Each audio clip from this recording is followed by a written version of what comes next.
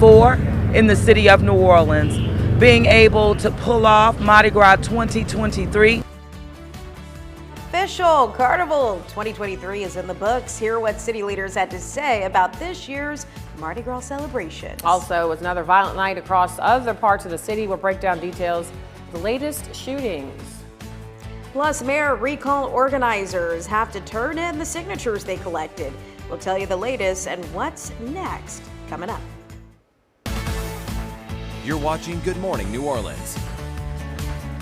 Thanks for waking up with us on Good Morning New Orleans. I'm Stephanie Chaynock. I'm Tamika Lee. A quick change in that party scene. Went from full-blown to it's over. We go so strong for weeks and weeks, and then it's like, done. It's over. Mardi Gras over. Back to normal life, you know. Ash Wednesday has arrived. Flip the switch. So many people heading out to the airport this morning. Everyone I talked to yesterday, family was in town, heading out today, so it's going to be pretty packed at the airport. We're going to have a live look, I think, later in this show. Yeah. Oh, there we go. And I'm wearing black because it's Ash Wednesday, so why not? And today's the day that most of our New Year's resolutions begin. Have y'all decided what you're doing for Lent? Yes. I think we're talking about this in that chatter, right? Or no, maybe not. Okay. No, actually. Oh, so I'll tell you later. How about that? There we go. Okay, great. Cliffhanger. Keep Stay watching. tuned. Another hour. Yes. So we are going to have pretty nice weather if you're headed out today to any services. Right now, not a lot of rain on the radar picture. All of this is on to your northwest. So we'll continue into the next couple of hours with upper 60s near 70 degrees across the board. Lots of clouds out there. They're low lying even still. We've got the temperature and dew point not far off of each other. So that's always when you end up with the possibility of fog, but we do have winds that are high enough to forego the fog. So 24-hour temperature change right now is anywhere from about a degree or two warmer, and we continue into the next few hours with upper 60s near 70 degrees. As we head towards the afternoon, you can expect the upper 70s near 80 degrees. Again, those wind speeds anywhere from the double digits to teens, so that's why we don't have as much fog at the surface. Let's check on traffic. It's 5:02, and traffic is brought to you by Chip Forstall. Here is your current traffic map with lots of green on it.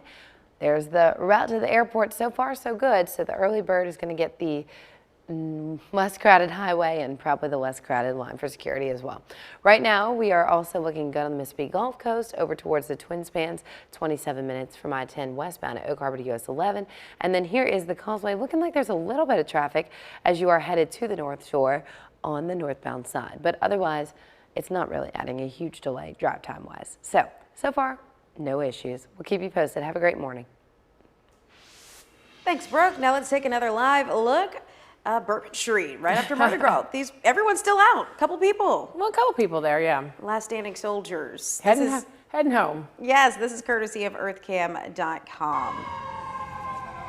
And then, of course, meanwhile, while that was happening, Rex and the King of Carnival and Comus held the meeting of the courts to end Carnival. As tradition has it, during the balls of Rex and Comus, Comus sends representatives across Canal Street, across the red carpet to the Sheraton Hotel. The purpose is to invite Rex and his queen to their ball. The Rex court then crosses the street to join them at the Marriott. And just a couple of hours after that, you saw something you only see once a year. Of course, we're talking about that midnight sweep on Bourbon Street, signaling the Mardi Gras officially being over. Yeah, police were joined by Mayor LaToya Cantrell and several law enforcement leaders. Debbie Juno's Jordan Lippincott was there. It's a sight you'll only see on Fat Tuesday. At the stroke of midnight, New Orleans law enforcement officers and the city's mayor make a clean sweep of Bourbon Street to close out a successful Mardi Gras season. It seemed like the crowds were so thick this Mardi Gras season. I think this city saw Mardi Gras at a time that we haven't seen in over a decade plus.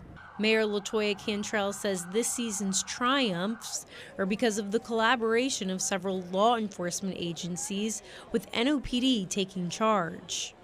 Being able to pull off Mardi Gras 2023 with a unified command that went deeper than we have seen before. NOPD Interim Superintendent Michelle Woodfork says she and her department were successful with public safety because of the heightened police presence along the parade routes. And we were able to respond quickly to incidents in those areas and recover 157 firearms off the streets of New Orleans. But it wasn't a complete clean slate. 2 people were killed and others injured between Sunday and Fat Tuesday. And our hearts always will remain and go out to those families and those who suffer. But I have to say, overall, we know that we kept this city safe, we kept our visitors safe, we kept our residents safe. Jordan Lippincott, WGNO News. And while more cleanup is underway from the parades this carnival season in New Orleans, one Louisiana lawmaker is proposing a plan that would put the cleanup burden on parade hosts instead of the city. The bill would require parade organizers to pay a deposit to ensure cleanup happens within 24 hours. Every city or parish will be allowed to establish their own rules to determine the deposit amount, litter removal, and other things. The bill will be debated in the regular session that begins on April 10th. And new this morning, it was another violent night in New Orleans.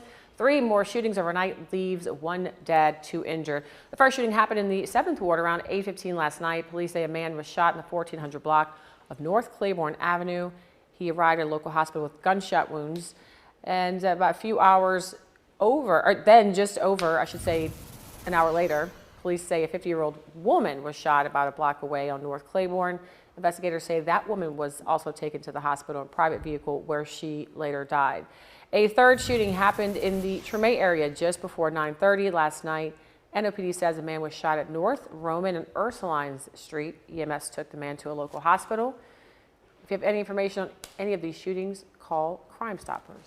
And this morning, an 11-hour SWAT standoff in the 7th Ward comes to an end with the suspect in custody. Police say just after 1 yesterday afternoon, a SWAT team responded to a gunman who barricaded himself inside his home in the 1900 block of Allen Street. No injuries were reported during the incident. NOPD says more information will be released later today. And also happening today, organizers of the recall effort against Mayor LaToya Cantrell have to turn in the signatures they've collected. That's right. The group called No LaToya said earlier this week they are confident they've collected enough signatures to start the process for a recall election. WGNO's Zach LaBay is live from City Hall with more. Zach.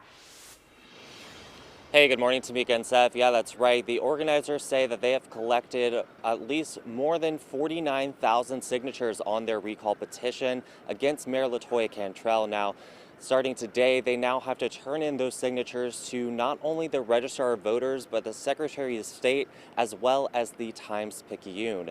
Now, organizers got into a lawsuit and they reached a settlement in court with the Times-Picayune after the paper filed a lawsuit against them for not responding to a public information request. Now, starting today, that paper can publish the names of every person who has signed the petition. Now, for that recall petition to succeed, the campaign needed to have 20% of the voting population. But they're waiting on a lawsuit against the Registrar of Voters to remove, according to them, up to 25,000 inactive voters. Because obviously the recall is dependent upon that number in order to determine what is the 20% that is needed, what 20% of signatures are needed in order to be successful. So if they can remove those inactive voters, they would need even fewer signatures to recall Mayor LaToya Cantrell. Now, the lawsuit prevents the Secretary of State from counting these signatures needed for that recall to be considered successful until they are able to come up with a new number for that total that they need. There is a hearing set for February 27th. That's next Monday, but until then, it's really just a waiting game to see what happens next. But for now, reporting live from City Hall, Zach LaBay, WGNO News. All right, thanks, Zach. Now that Mardi Gras is over, it's time for Ash Wednesday. And today, a few local churches are offering ashes to go. And Kenner Christ the King Lutheran Church and Preschool will be giving out ashes this morning from 8:30 until 10 a.m. and then again from 2 until 4 p.m.